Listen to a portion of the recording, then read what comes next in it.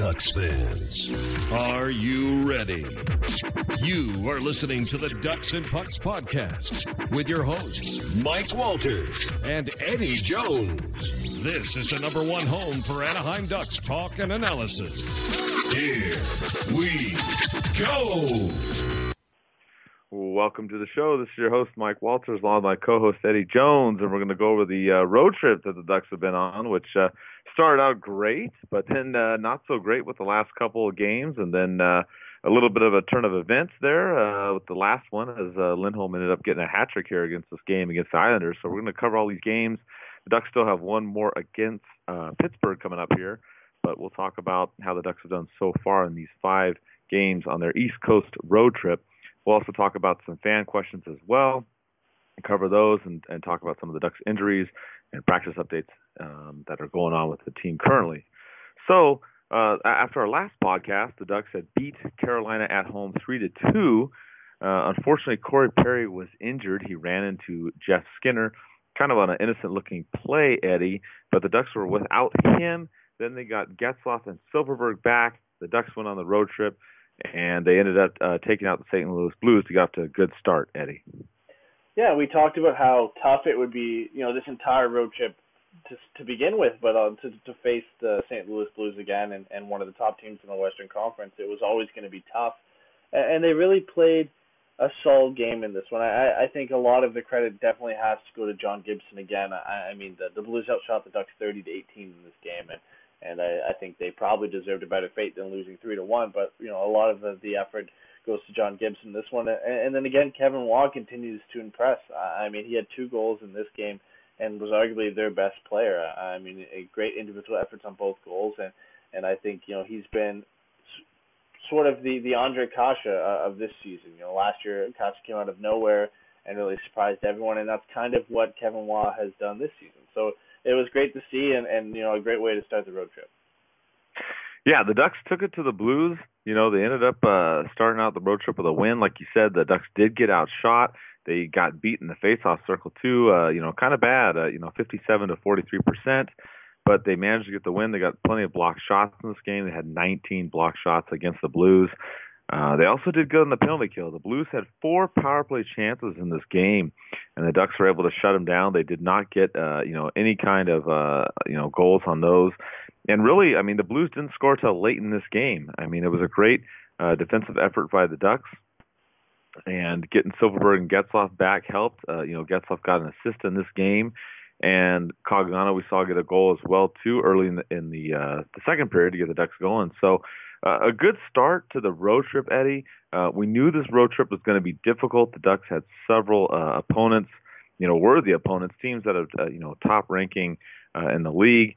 And with this, the Ducks didn't win into Washington, and it looked good in this game again. The Ducks, they started out, Grant and Silfverberg got the Ducks off to a 2-0 lead. Washington then battled back in the third period. Some turnovers killed the Ducks. The Ducks went into overtime, and then, of course, who else? Alex Ovechkin, gets the game-winning goal, and the Ducks lose this game 3-2, Eddie. They managed to get a point, but they did blow that 2-goal lead in Washington. Yeah, and this is kind of becoming a trend as of late, the Ducks' inability to play a full 60 minutes. I mean, the first 40 were great, and they had a 2-0 lead, and then from there they couldn't hold out. They couldn't defend the lead, and obviously Backstrom and Kuznetsov get the game tied before the 10-minute mark, and then Ovechkin snipes one past Gibson in overtime. And the struggles in overtime have been this season, last season. That's been something that's been going on for a while, but the Ducks just lately have been having issues closing out games. And it's something that's come back to haunt them. I mean, they deserved 2 points in this game had they been able to play in the extra 20 minutes. And I don't know what it is. I don't know what to attribute it to, either it's coaching or the players or what it is. But it's something they're definitely going to have to remedy because they're leaving points on the table. And it's something we've said about the overtime losses and the shootout losses is you're continuing to leave points on the table. And when you're in a game and you're going to the third period up 2-0, you're expected to win that game. And when you can only come out of with a point, it's definitely disappointing, no matter who you're playing. Yeah, I mean, the Ducks played, Washington in a good, tight battle. This game was kind of unique in terms of special teams play, Eddie. It was only one power play in this entire game, and it went to the Ducks. I mean, I can't remember the last time that's happened. The Ducks actually did score. Silverberg scored on that man advantage, which put the Ducks up 2-0 in this game.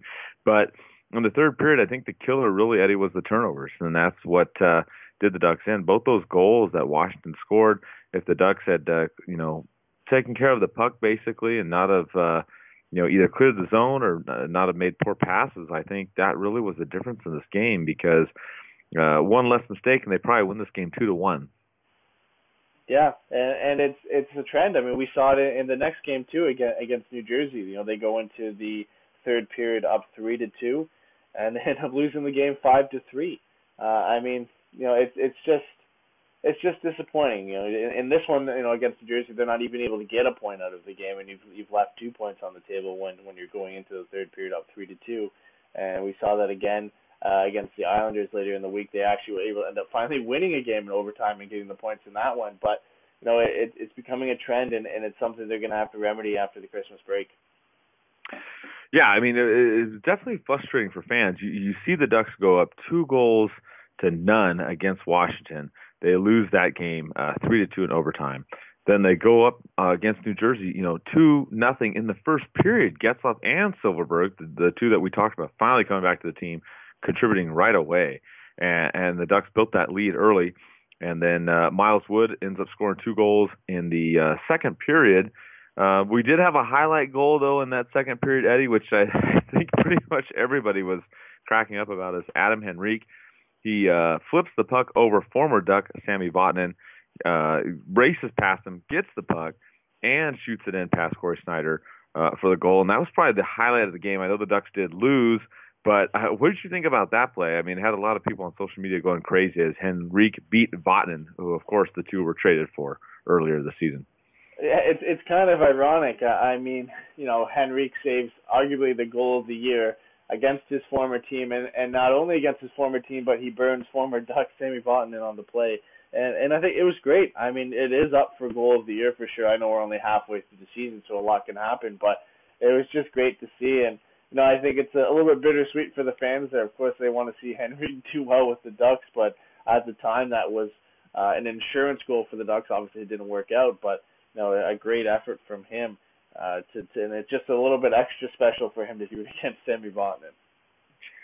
Yeah, absolutely. I mean, in terms of the trade, so far, obviously this game it didn't work out, but overall it's worked out for the Ducks.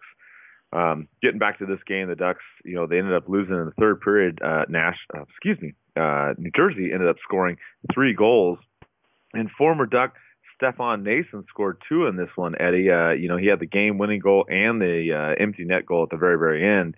Kind of unfortunate. I mean, you see that the Ducks had a chance here, and then they ended up getting burned by a former Duck on the last 2 goals of the game. Yeah, and I guess that seemed to be the trend in this one is just former teammates burning their former team. I mean, Vatanen had an assist on the power play goal, Henrique getting the arguably goal of the year against Sami Vatanen, and then Stefan Nason scoring the game winner, and then the insurance goal and the empty net. But yeah, I mean, these aren't the guys you expect to score from New Jersey either. Taylor Hall left pointless in this game. Kyle Palmieri left pointless in this game. Nico Hischier left pointless in this game. And you got a guy like Stefan Nason getting 2 key goals and Brian Boyle getting 3 points in the third period. These aren't the guys you expect to get these points for this team, especially when you're trying to hold on to a lead. And it kind of just makes it that much more disappointing that it wasn't their top guys that burned them. Yeah, exactly. And again, the Ducks, they blew another 2-goal lead. Very, very frustrating. They then had to play the Rangers the very next night in New York. And in this one, the Ducks actually got behind early. And then, by a lot, actually. They ended up being down 3-0 after 2 periods of play. Andre Kasha got the lone goal for the Ducks. So the Ducks ended up losing this one 4-1. So if you thought maybe, let's give the other team the lead, maybe the Ducks would come back and win.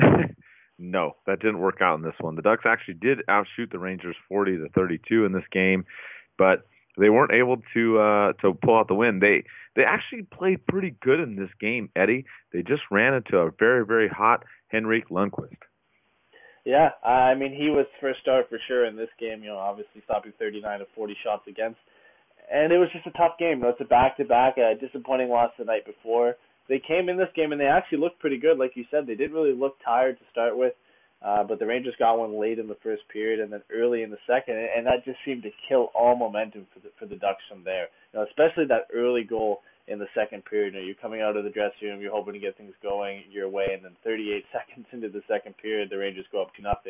And that just kind of seemed to kill all momentum for there. Obviously, like you said, Andre Kase gets the consolation goal in the third period, but it was too late at that point. And really, like you said, Henrik Lundqvist still stole the show in this one. Yeah, I mean, after the Ducks had those two games where they got up 2-0, got those leads got away from them. They come out in this game against the Rangers. It looks like they play pretty well, and then they end up losing it. So this road trip ends up not looking too good for Anaheim so far. They started out with a win against St. Louis, then basically 3 losses in a row. They then go in to play the New York Islanders, and again the Ducks get a 2-goal lead. Eddie, this time it's Lindholm. At first we thought it was Cogliano that scored that first goal, but the review showed that Lindholm touched it last, so he gets the first goal. Kase gets another goal. And here we go again. The Ducks are up 2-0 after the first period, something we've seen in the last 2 out of 3 games. The Islanders get a goal in the second period. Lindholm comes back, gets a goal. Tavares gets a goal, and the Ducks are still up by 1 going into the third. And then they blow that lead. They go down 4-3.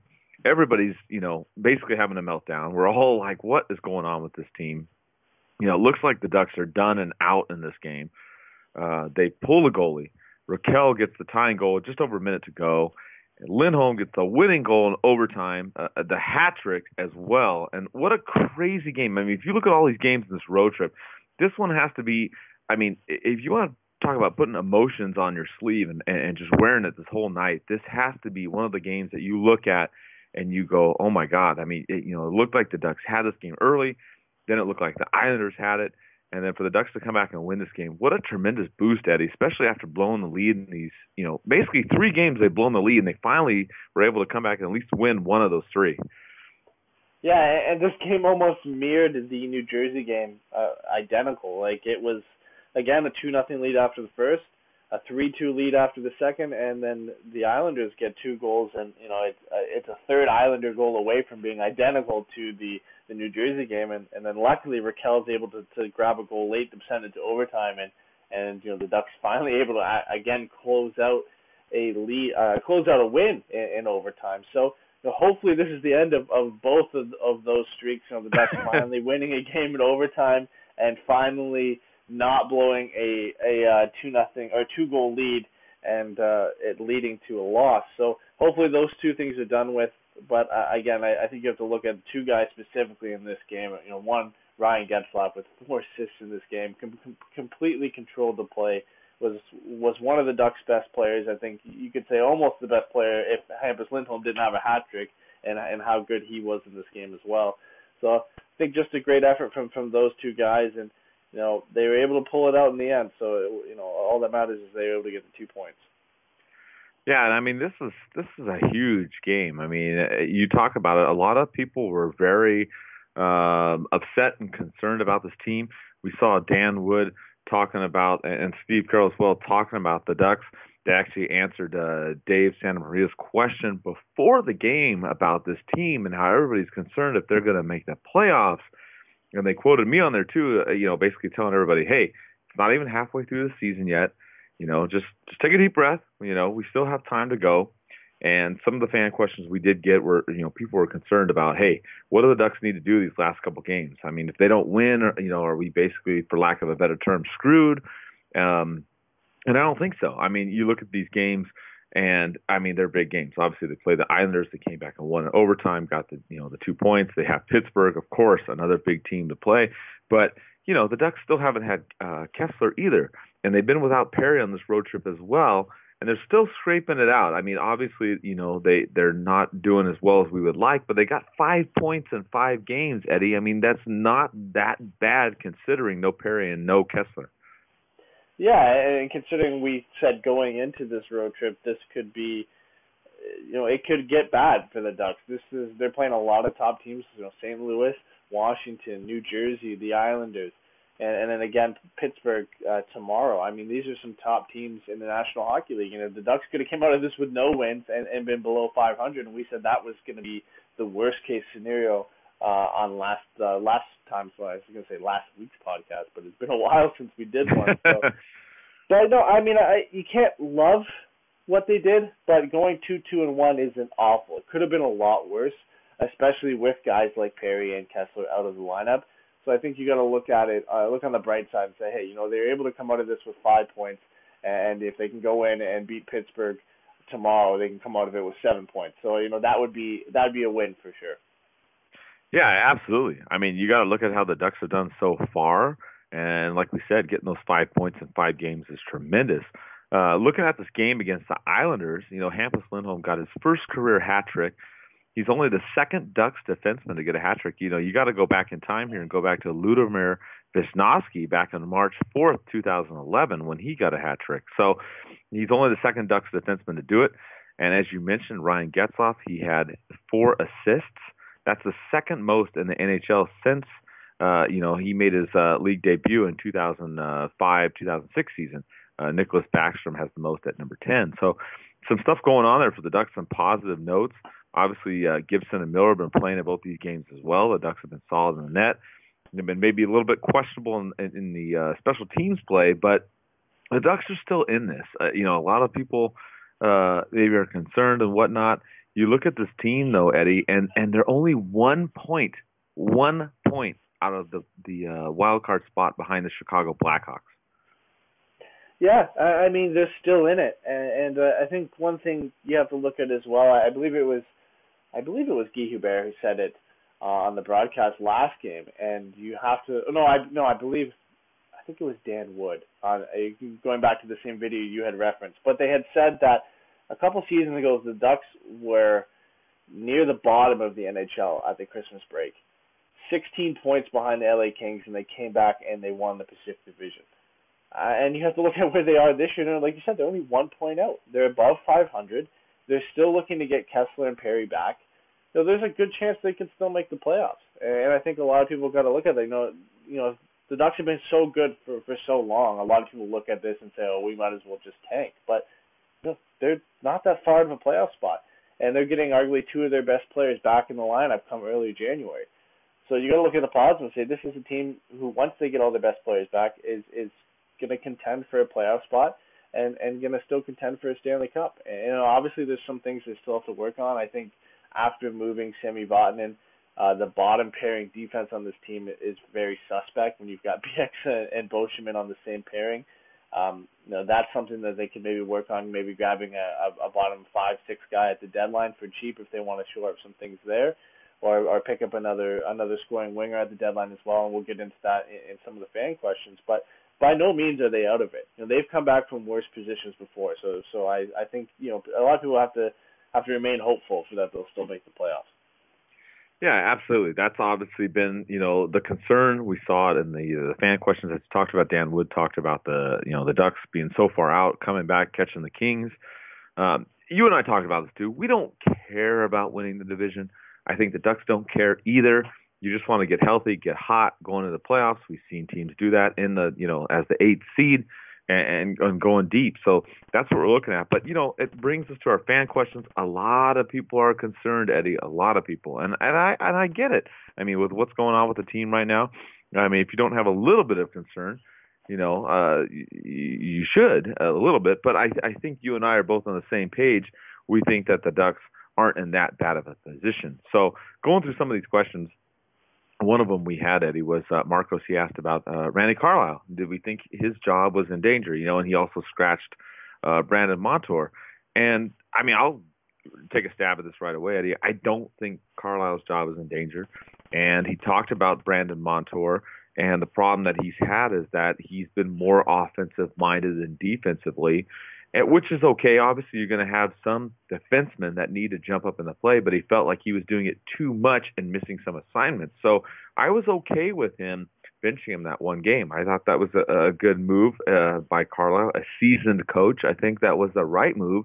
I think Brandon got the message, and he responded in the game against the Islanders. So far, I don't think Carlo's job's in danger, and I think he, given with what's been going on with this team in the whole season, I think he's handled it pretty well, Eddie.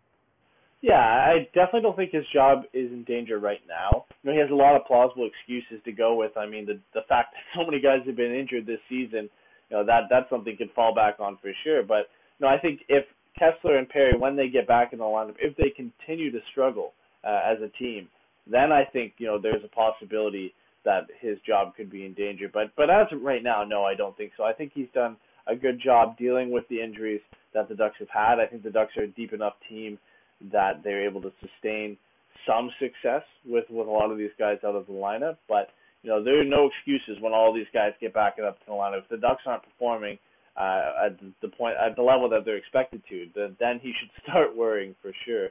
But I think one thing that I didn't even know this until I saw it the other day, but this is the first year since 1998 that no coach has been fired before the Christmas break. I didn't even know.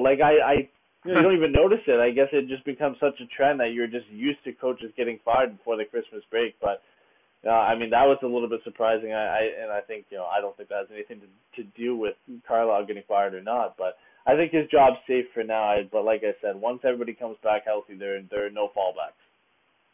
And that kind of leads us to the next question, Eddie, because Corey asked, do you foresee the Ducks making the playoffs, which you and I have talked about. And when they get Perry and Kessler back, which we're hoping is early January, that's kind of what we've been hearing lately. Not official, but that's kind of the word on the street. But I still think this team makes the playoffs. Like I said, they're only 1 point out of a wild card spot. Obviously, it's tight. If you look at the standings, there's a couple other teams battling it out too with them to make those last couple spots. I think this team, though, does make the playoffs. I don't think they're going to sustain as many injuries in the second half of the season as I knock on wood very loudly. But I think this team is still a playoff team, Eddie. Especially with Kessler coming back, getting his form back, his skating back, which he's talked about. He actually practiced today, which we heard about from Eric Stevens. I have a lot of hope for this team, and I think the second half is going to be an upswing for Anaheim. Yeah, I think. I definitely think getting Kessler and Perry back is going to help. And I still think even just with those two additions coming back, the Ducks are a playoff team. I think a different animal is saying that they're a Stanley Cup contender. I think losing Vatanen, although it has helped the team, has left a big hole, especially on that bottom pairing defense. And I mentioned this earlier in the show, how now you've got Bieksa and Boschman on that bottom pairing, and they're usually paired together, which is just an abysmal lineup to send out there. And then you've got Holtz who can come in. We've seen Andy Walensky come in lately. We've seen Jacob Magna fill a role down there, but nobody is really stuck down there. And it's almost that Bieksa and Boschman have to play because they're on one-way contracts, and there's really no way they're going to sit out of the lineup. But I think if the Ducks are going to make a push to win a Stanley Cup this year, they're going to need to add somebody. And it doesn't have to be a top four guy. I think the top four defensemen they have now are suitable. I think they just need to add a solid 5-6 guy who isn't, who's not a Boschman or a Bieksa. Who's a little bit more mobile, a little more hockey IQ, a modern day 5-6. And I think that's something they could add at the deadline for relatively cheap. They have the draft picks if they want to go out and get one. And I think if they want to make a big splash, and again, I mentioned this earlier, we'll get into this, and I believe it is a fan question, but I think they could look to add another top 9 winger, and there are some guys available that are UFAs at the end of the year that could be available at the deadline. And I think those are two things that could make them that much better and make a push to run for a Stanley Cup this year. And we have several fan questions about the trade deadline, as you touched on already. We have Alex asks about the Henrique trade and how it's done so well. Can we expect more? We have Siska. She asks about Erik Karlsson. We know that he's talked about, being available and whatnot. And we have Alexander that asks even about Evander Kane, which is a name we've heard about a bunch of times. And it also leads towards, he talks about Nick Ritchie and maybe him not doing as well. So there's a bunch of stuff that we can cover right now, Eddie. I think you and I are in the same agreement. Do the Ducks make a move during the trade deadline? Yes, absolutely. They will make a move. The question is, what will they do? Do you think they go after Karlsson or Kane, or do you think they do something else more on, besides that. What are your thoughts as far as some of these fan questions and how the Ducks proceed as the trade deadline approaches? Yeah, well, to start with the craziest one, I think you have to look at Erik Karlsson, and it's not so crazy that he's going to get traded, obviously, with his recent comments saying that when he goes to market, he's going to get what he deserves. So that's something to worry about, definitely for Ottawa Senators fans. But when it comes to the Ducks, number one, I don't think they can afford him at the salary he's at right now. Number two, definitely can't afford what he's going to want to pay on the market, and the assets that they would have to give back to the Sens even right now would be unbelievable. So I don't think any move happens there with Erik Karlsson. I think he might eventually get traded if Ottawa doesn't think they can re-sign him, but it's definitely not going to be to the Ducks. For Evander Kane, I think it's still a possibility. I think the Ducks have kind of been sniffing around that area all year. I think the Sabres are probably asking a little bit too much. But, he is an unrestricted free agent. Come trade deadline, the price might go a little bit down if the Sabres feel like they aren't going to get a deal. I feel like they're going to have to move him. They're a horrible team this year, and he's probably not going to re-sign there next year. So they're going to want to get at least something for him because, if you remember back when he was originally traded from Winnipeg, the Sabres gave up Tyler Myers for him. And I'm sure they'd want to get something in return instead of losing him for free in free agency. If the Ducks, though, if they're going to make any deal, they don't really have a lot of pieces to work around anymore. I know Sami Vatanen was their big trade chip, and obviously he went to New Jersey in the deal for Adam Henrique. So that doesn't really leave them a lot of options. They've got Cogliano and Vermette who are pending UFAs, but I don't think they're going to bring back a lot of value. You've got possibility of moving Nick Ritchie if you want to go that route, but I don't think the Ducks are ready to give up on him just quite yet. And then the only other big trade piece you have left is Jakob Larsson.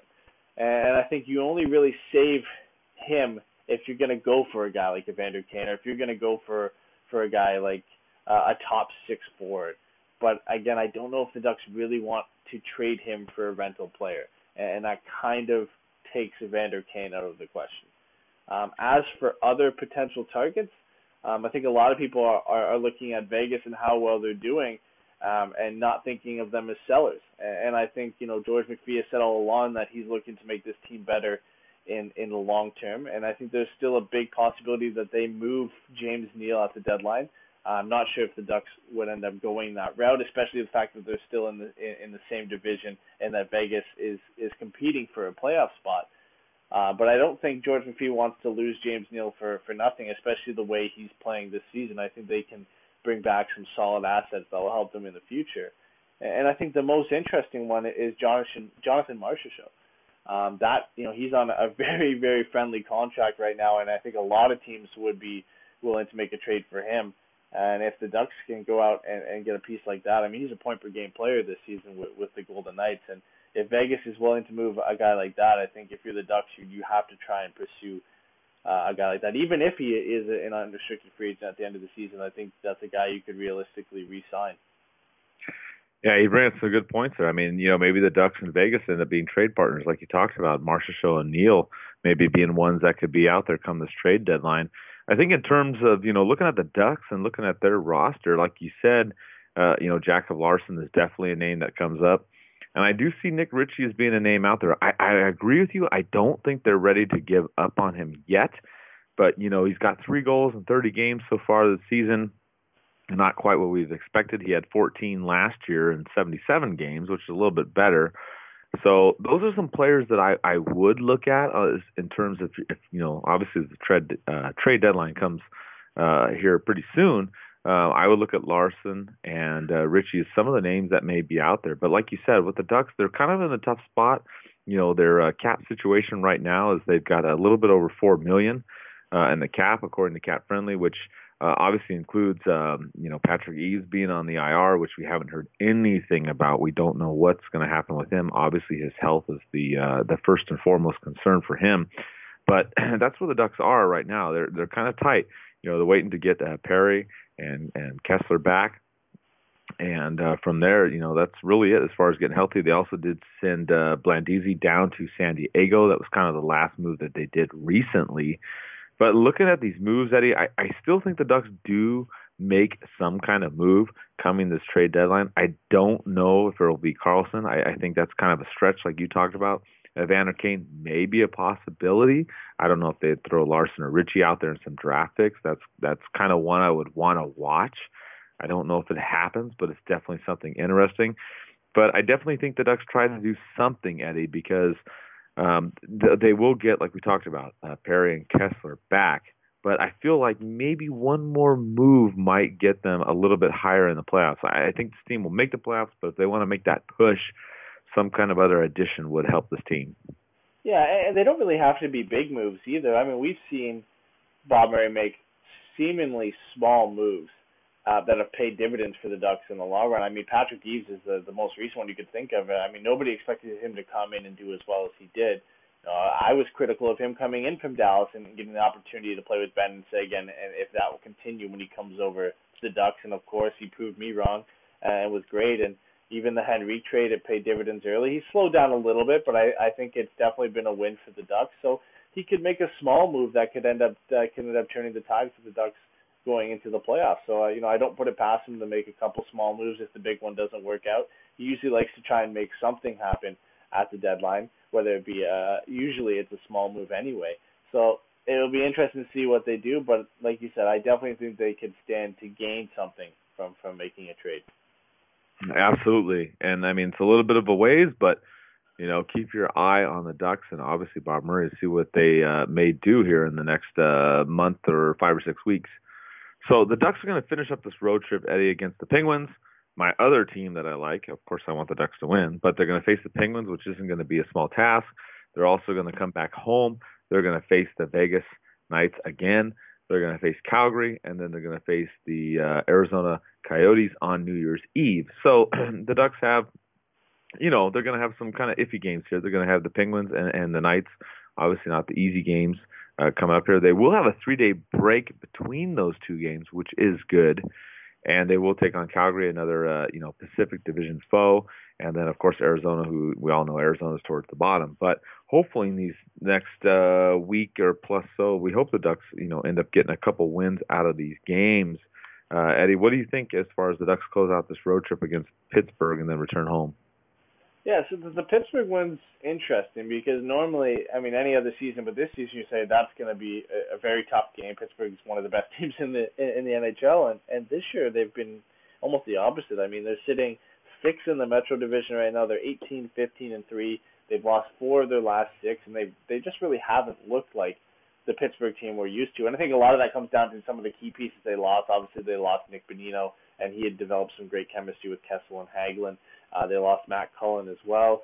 And I think just the guys they lost, they didn't really do a great job replacing some of the players they lost. And it's really shown this year. And they, obviously they had to get rid of Marc-Andre Fleury.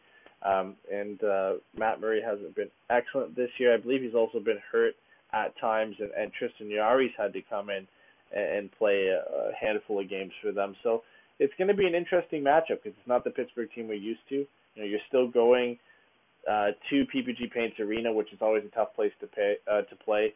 So it's an interesting matchup. I think it will be key for them to get a win in this one and at least come out of the road trip at a 3-2-1 record, which I think would be a big win for them, considering how we expected them to come out of this road trip.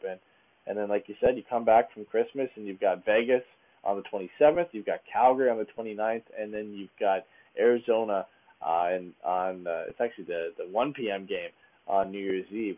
So it's some tough matchups. The two main ones I think are going to be after Christmas are Vegas and Calgary.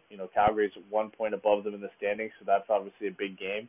And then Vegas as well. You're always looking to gain ground on them if you're the Ducks. So those are 2 big 4-point games. The Arizona one, I guess technically because they're in the same division, is a 4-point game. I don't think Arizona's really challenging anybody for a playoff spot right now, but it is still a big game. So it'll be nice for the Ducks to get back at home, and hopefully they can pile on some wins here after the Christmas break.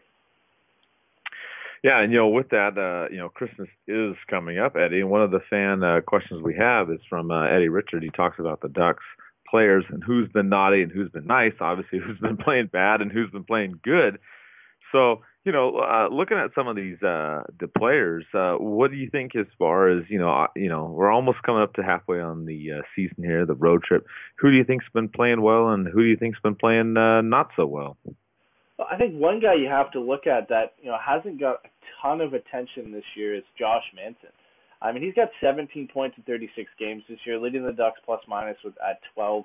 And 17 points is his career high, and he did that in last year. And I think he played 80 plus games last year. Now he's at 36 games, and he's already matched his career high. I mean, he's taken a huge step forward offensively this year, and been one of the Ducks' top defensemen. So I think he definitely has to get some recognition. Obviously, Brandon Montour as well, who's also sitting at 17 points. He's taken a huge step forward, which is needed, so that Sami Vatanen could have been traded for a guy like Adam Henrique. So I think those two guys have definitely stepped up this year. And then Ryan Getzlaf. I mean, in every game he's played in this season, he's arguably been the Ducks' best player, especially last night against the Islanders. I think he's one of the only guys in the NHL right now who doesn't have to be a fast player. The moment the puck gets on his stick, he completely slows down the game. There's not many guys who can do that nowadays. So I think, he definitely has to go on that list as well. Yeah, I mean, for me, I agree with everything you said.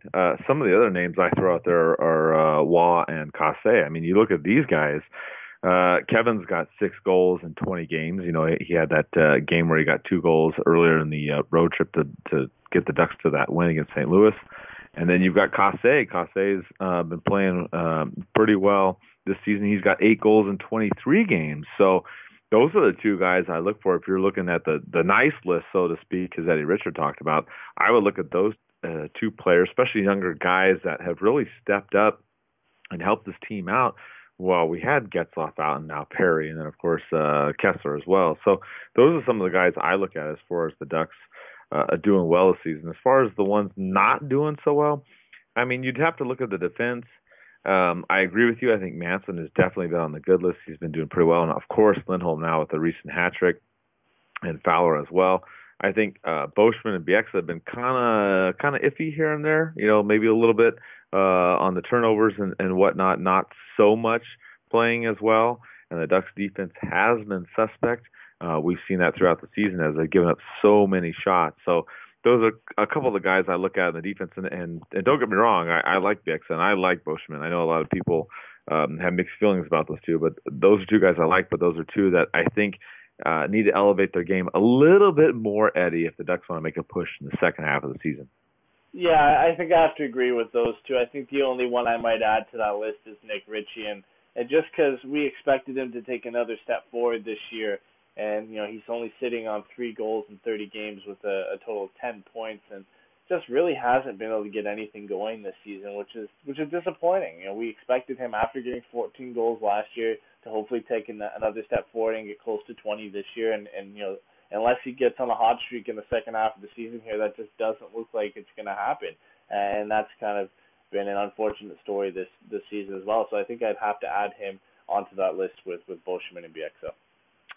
Yeah, I would agree with you, and that kind of goes to some of our fan questions from before about whether or not he's going to be traded or not. I don't know if he's going to be traded, honestly, but I would definitely not be surprised if his name is thrown around out there, so he's definitely a player to watch. We talked about Jakob Larson being another player to watch as the Ducks, try to push her in the second half. There's plenty of hockey left. I know a lot of people kind of down on the Ducks lately. I wouldn't be. We haven't even gotten to 41 games yet, which is the halfway mark. We have plenty to go, Eddie. And I think this team has a chance. I mean, going into January, they've got a lot of games against Pacific Division teams. They're going to play Vancouver, Edmonton, Calgary, our favorite, the Kings, twice. They're going to play the Sharks as well. I mean, there's a lot of hockey left. I really think this team, can make a push. Whether or not they win the division, I don't know. I don't think they will this year. I don't know if they'll keep that streak going. But I definitely think this team can make a push. Maybe they'll make 1 or 2 moves. Like you said, it doesn't necessarily have to be a huge move come the trade deadline, but I think they'll make a couple subtle moves. We've seen Murray do that before. And, I have faith in this team. I really think they'll make the playoffs. It's really just a question of how far will they go, Eddie. Yeah, I think normally you count out any team who's 10 points back of a playoff or of the Pacific Division title going into the Christmas break. But as we talked about earlier, the Ducks were 16 points back at one point, and they came back and won the Pacific Division title from the Kings. So it's hard to count out this team, especially when the majority of the same players are there. Obviously, I don't think any of us are too worried about winning the Pacific Division title at this point. I think it's just about getting into the playoffs and seeing what happens from there, especially if this team can get 100% healthy. I think that's the main point. But as you mentioned, with all the Pacific Division foes they're going to be facing in the second half of this season, there's some ground that can be made up. They're 1 point back of Calgary. They're 2 points back of San Jose, 8 points back of Vegas, and 10 points back of the LA Kings. That's not a huge margin to make up, especially when you're playing a lot of these teams. If you can win these important games, that ground's going to shrink pretty quickly. Yeah, like you said, I mean, the Ducks are 10 points behind the Kings, but they play them twice in January. So there's definitely chance that the Ducks can catapult themselves back up in the top three of the Pacific Division. And you've got to look at this team. Everything that they've been through, all the injuries and everything, they're still hanging around. And you know what they always talk about, when a team is hanging around and you don't knock them out, they always come back. And I firmly believe that. I really think this team is going to come back. They've been hanging in there. They've been fighting hard. We've seen some guys step up, as we talked about, Montour, Waugh, Casse. We've seen some of these guys, play well. We've seen, of course, Miller and Gibson hold down the fort in the net on several different games. I mean, you just can't even count how many times that they've made saves and basically kept the Ducks in this game. We even saw basically in this last one, Eddie, I mean, Miller was in net, and the Ducks ended up pulling this one out against the Islanders in overtime, and he would probably say that there was probably 1 or 2 goals that he could have stopped. But this team has a lot of resiliency in it, and I think that's huge. And this team has been there before, and I think that that's a key point going into the second half of the season after the holiday break. We saw them do it last season. We've seen them do it a couple times before, and having that experience before is going to be a key for this team. When they get back Perry and Getzlaf, I would be afraid to play the Ducks, Eddie. Yeah, and I think one thing you noted as well is having 2 solid netminders, and it's something we haven't seen since the Ducks had Freddie and Gibson together, and then being able to play both of those guys and not really worrying about who was going into net, knowing you're going to get a good performance. So I think that's something that's going to be important. And obviously, Gibson is still the number 1. Miller's been getting a little bit more starts as of lately, I think, just to give Gibby some rest. But, when each of those guys goes into the net, you're knowing you're most likely going to get a good performance. And I think that's important going into the second half of the season, especially when you're playing back-to-back games, and then even going into the playoffs. If one guy has a bad night, and the other guy can step in and have a solid game. So I think that's going to be important for confidence going into the second half of the season and the playoffs as well. Yeah, absolutely. The key is the Ducks just get a little bit on track as far as getting healthy, and we'll see what Murray does come the trade deadline. And, I would hold my breath because I think this team is going to make a decent run come the second half of the season. So with that, we're going to wrap up the show. I hope everybody has a happy and safe Christmas, and obviously New Year's is coming up as well. So happy holidays to everybody. Thank you for listening. We'll be back probably after Christmas, and we'll talk more about the Ducks. And thank you, like I said, for listening, and let's go Ducks.